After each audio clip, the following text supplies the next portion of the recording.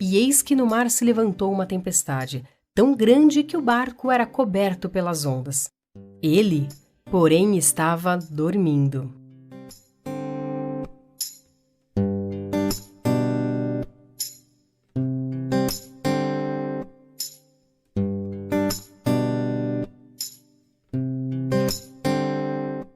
Existem dias ensolarados, dias nublados, frios, quente, com chuva e também os dias de fortes tempestades, que infelizmente causam grandes destruições. Os raios e trovões assustam não apenas as crianças, mas adultos também. Em Mateus 8:23, Jesus entra em um barco e seus discípulos simplesmente o seguem, sem saber o que estava por vir. E de repente, em alto mar se levantou uma forte tempestade, a ponto da água entrar no barco. Alguns daqueles discípulos eram pescadores, conheciam o mar, eram experientes em situações como essas.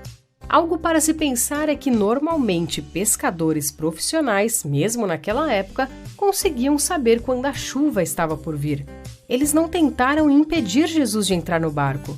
O que me leva a pensar que essa tempestade foi completamente inesperada, enviada por Deus para aquela ocasião.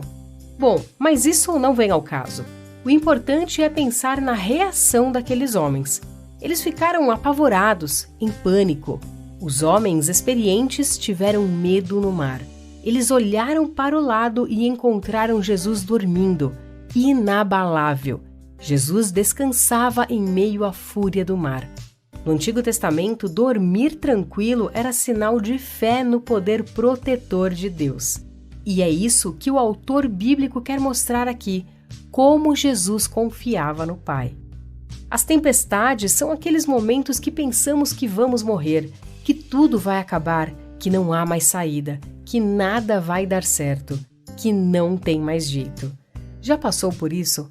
Lá no Antigo Testamento encontramos a história de Agar. Ela era serva de Sara e teve um filho com Abraão. Aqui no canal tem essa história completa, confere lá. Depois que Sara manda Abraão expulsar Agar com seu filho de sua casa, ela, com alguns pães, uma vasilha de água, vaga pelo deserto. A comida e a água acabam e ela se desespera. Era o fim para ela. Ela deixa o menino debaixo de um arbusto e se afasta e simplesmente chora. Ela não tinha mais esperança alguma. Como ela poderia sobreviver ao deserto, sem recursos e com uma criança? Mas Deus ouviu o choro do menino e enviou um anjo. Aleluia! O anjo lhe pergunta o que afligia ela e ainda lhe diz para não ter medo. Bom, parecia óbvio que lhe afligia. E como não ter medo? Ela estava sozinha, sem comida, sem nada em um deserto. O anjo abre os olhos de Agar e ela vê uma fonte. Olha só que interessante. Ela colocou o menino embaixo de um arbusto. Meu Deus, onde há planta, há água. Aquela fonte estava ali. Havia água em algum lugar, mas ela estava cega pelo desespero, pela falta de esperança. As tempestades da vida fazem isso conosco. Não conseguimos enxergar o cuidado de Deus. Não vemos a sua provisão tão perto de nós.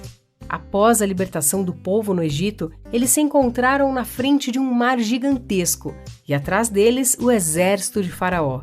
E agora não havia saída. Eles esperavam a morte e Deus os manda marchar. Mas marchar para onde? Quando nós não vemos mais saídas, Deus age. Ele abre o mar, ele mostra a fonte. Jesus é acordado por aqueles homens desesperados e no meio da tempestade pergunta aos discípulos: por que vocês estão com tanto medo? Da mesma forma que o anjo pergunta para Agar. Ué, não parecia algo óbvio também? Uma tempestade, é claro que estamos apavorados. Jesus diz que eles são homens de pouca fé. Uau! Será que eles não poderiam ter pensado que Jesus estava ali com eles e nada de ruim iria acontecer por isso? Que algum milagre iria poder acontecer ou algo assim? Mas não, eles tiveram medo. Jesus simplesmente acalma a tempestade. Ele faz bonança. A tempestade passou e ele mostrou que tem o poder sobre o vento e sobre as ondas. Poder igualmente atribuído a Yahvé no Antigo Testamento. E é isso que você e eu precisamos lembrar.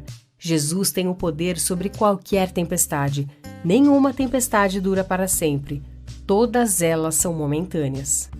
Eu não sei a razão de você estar no meio de uma tempestade. Talvez, assim como os discípulos, eles apenas seguiram Jesus. Quem sabe foi Deus mesmo que te colocou nessa tempestade por alguma razão. Você não fez nada de errado para essas coisas difíceis acontecerem na sua vida. Mas talvez você tenha caminhado para algum lugar tempestuoso. Você errou e provocou essa tempestade. Talvez você não tenha ouvido seus líderes, pais, amigos e simplesmente foi em direção a essa tempestade. Ou ainda você entrou por causa de alguém. Você quis acompanhar uma pessoa e entrou nessa tempestade com ela sem saber que isso aconteceria. Não importa a razão de você estar vivendo esse momento de desespero. Você precisa manter o controle, ser como Jesus, inabalável. É difícil, mas quando confiamos que Jesus está conosco, somos como um monte de Sião que não se abala. Não se desespere em meio ao desespero. Não se perca de si mesmo. Você tem uma essência, você confia em Deus. Não faça coisas que você jamais faria em momentos tranquilos por não conseguir pensar e raciocinar nesses momentos. Apenas pare, confie em Jesus. Não tome decisões afobadas, sem orar, sem pedir direção de Deus. Jesus se levanta, olha ao seu redor e acalma a tempestade. Vai passar. Procure a direção do Senhor. Procure pessoas que consigam enxergar melhor do que você nesse momento. Busque ajuda. Não se desespere. Confie. Mais uma vez eu digo, vai passar. Pense nisso.